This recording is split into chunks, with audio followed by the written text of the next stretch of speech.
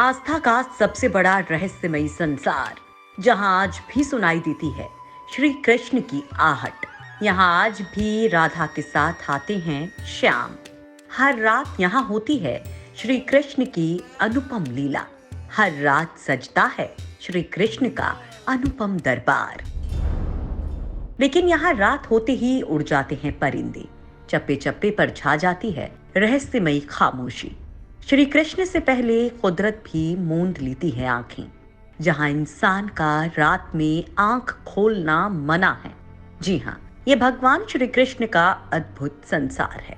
ये भगवान श्री कृष्ण की वो लीला है जिसे आज तक किसी ने नहीं देखी है।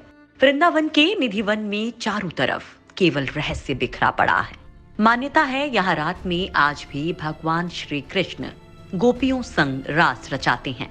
जब भगवान श्री कृष्ण यहाँ होते हैं तो कुदरत का जर्रा जर्रा खामोश हो जाता है। उस वक्त परिंदे भी दूसरी ओर अपना रुख कर लेते हैं। गोपियों के साथ रास के वक्त निधिवन के मंदिर को शाम की आरती के बाद बंद कर दिया जाता है। भगवान श्री कृष्ण जब यहाँ होते हैं उस वक्त यहाँ कोई नहीं होता। लेकिन अगर इस रहस्यमयी रास लीला को कोई देखने की हिम्मत करता है तो वो बाद में उसके बारे में कुछ भी बताने की हालत में नहीं रहा। ये सवाल अब सिर्फ सवाल ही है कि निधिवन की रासलीला को देखने की कोशिश अब तक नाकाम ही क्यों रही। मुरलीधर की इस लीला का रहस्य अभी भी निधिवन में सिर्फ रहस्य ही है।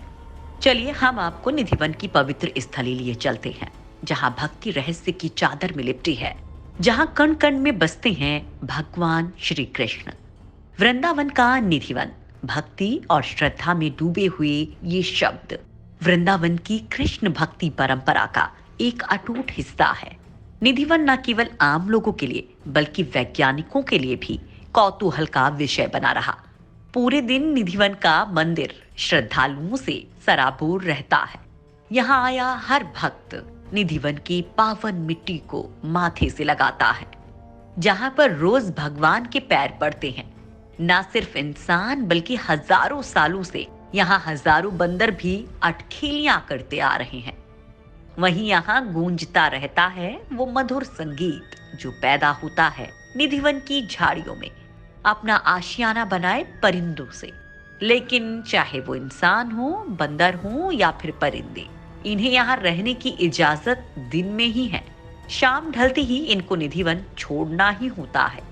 शाम ढलते ही जैसे निधिवन की पावन स्थली अंधेरे के आगोश में जाती है, वैसे ही हर रात फिर से बनती है भगवान श्री कृष्ण की मौजूदगी की गवाह, जिसकी पवित्रता को भंग करने की जरूरत कोई नहीं करता।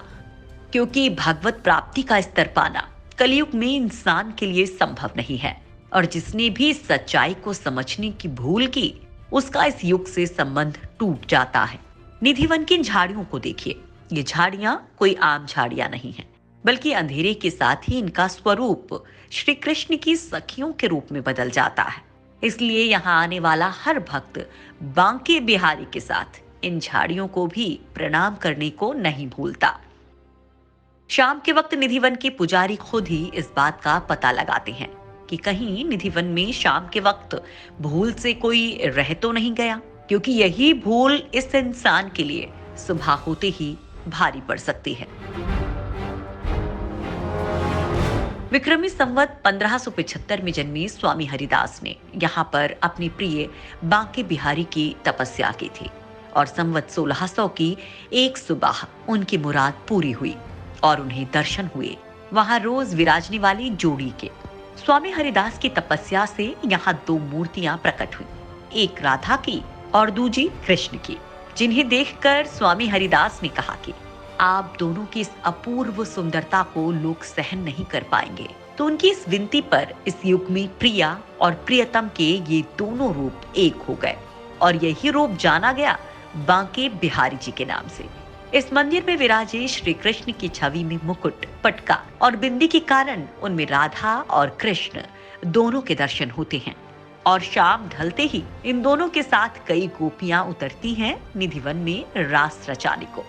तो बात बिल्कुल साफ है, यहाँ दिन अगर भक्तों के नाम है तो रात श्री कृष्ण और उनकी गोपियों के नाम है। हर दिन सैकड़ों भक्त यहाँ भक्ति और रहस्य के अनूठे संगम का एहसास कर रोमांचित हो उठते हैं। वृंदावन और बरसाने की राधा दोनों ही श्री कृष्ण को बहुत प्रिय थे। शायद यही कारण था कि समय का चक्र तो घूमता रहा, लेकिन निधिवन और यहाँ होने वाले रास के वो पल कभी नहीं बीते। वो आज भी जिंदा हैं, अपने कृष्ण और कृष्ण की प्रिय गोपियों के साथ।